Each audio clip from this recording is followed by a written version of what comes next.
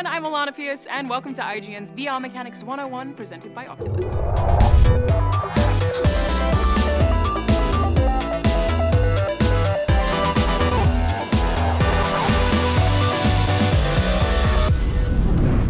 The way we experience stories in VR is so unique to that medium, in large part because players usually have complete control over where they're looking. It's entirely possible that you could be staring at one pretty thing while important narrative-driving drama unfolds somewhere else in a 360-degree space. Because of that, developers have to focus on guiding our attention rather than just writing words.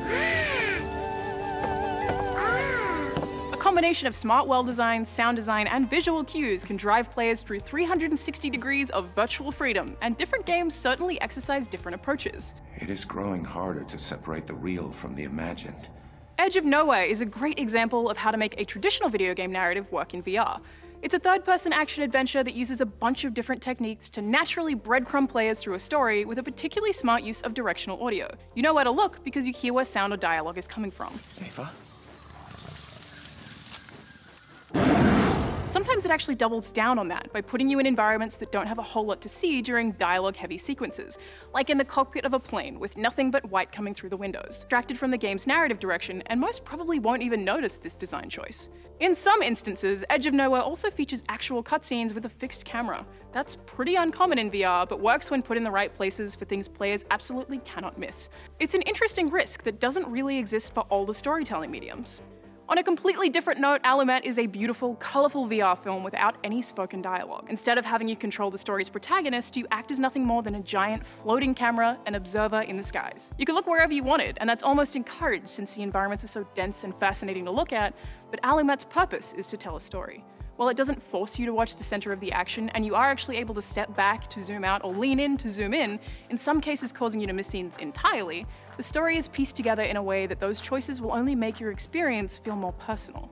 Because of that, and the lack of dialogue, the storytelling has to depend on things you will encounter and your desire to look for it. And it is a touching story about a family and parenthood, but that's definitely selling it short. It's loosely based off of a story published in 1845 called The Little Match Girl that tells a story about a dying child's dreams. It's a genuine human tale that's made all the more impactful by the unparalleled immersion VR can offer, and while it is short, it's a great proof of concept for VR films as a whole.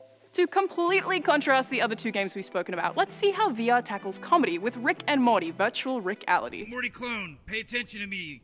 I need you to take this laundry and put it in the washing machine. Made by the same team as one of the most popular VR games ever, Job Simulator, this adaptation of the highly regarded TV show has some unique challenges. Timing is so important to comedy, and when players have some control over pace and complete control over how much attention they pay to action, how do you make something funny, especially when it's all in first person? Oh, good, you found the watch. You're not as dumb as I thought. Okay, use that to call me back once you get the lay of the land. Virtual Rick-ality, of course, has witty writing, ridiculous scenarios, and is littered in references to the show, but the funniest moments come as a result of the things you personally actually do, like clearing some unsavory things off of Rick's PC, to pick one of the tamer examples. And thanks to a cohesive story, what you do is contextualized very well. You're one of many disposable Morty clones, so you do a bunch of compromising stuff, and you, as a player, are often actually the butt of a joke, even in death. Boy, this Morty clone, he really doesn't know what the hell it's doing. The power of player agency has you personally feeling like you're the one completing the different tasks, and that's such a powerful and unique thing to tackle in VR.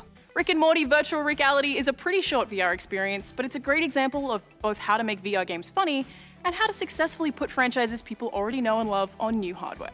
Hi, looks like you're dead. Welcome to Purgatory. The devil's not available, so you get me, the devil's secretary. That was a look at how 3 different games tell unique stories through VR. For more Mechanics 101 and VR in general, keep it right here on IGN. This video is presented by Oculus, and for more Rift experiences, visit oculus.com.